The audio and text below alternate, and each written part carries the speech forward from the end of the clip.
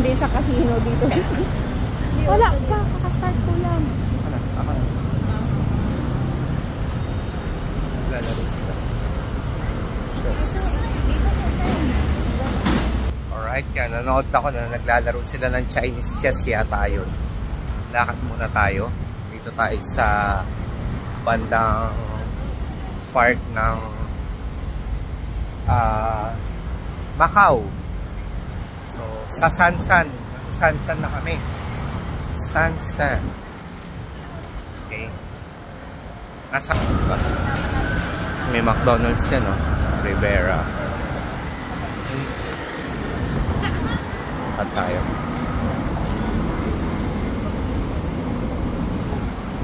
Eh, parang palengke, di ba?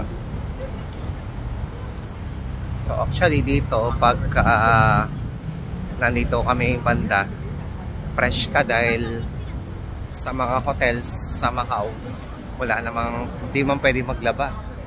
So, dito, pwede maglaba sa room namin. Ayun. Malaki yung spot ng room. Tapos, pwede ka maglaba, magluto. Malalaki yung ano nila eh. McDonald's. So. Ha. Sabi ko nga, pag ano, tapos na tayo maglaba. Tapos na maglaba. O kasi kapag ka mag-hotel. Washing naman, automatic naman. Oo. May automatic ka washing. Kaya nga kapag ka mag-ano ka, check-in ka sa Macau, talagang maganda rin yung tinitirhan mo. Yan, pwede ka mag-washing. Sandali lang.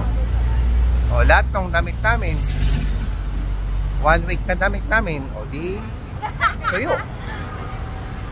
Yan lang. Dito kami banda sa ano, Mercado. Ang tawag nila dito Sansan. Okay.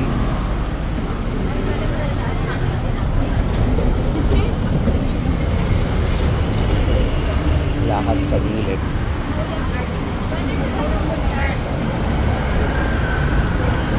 Walking in Macau.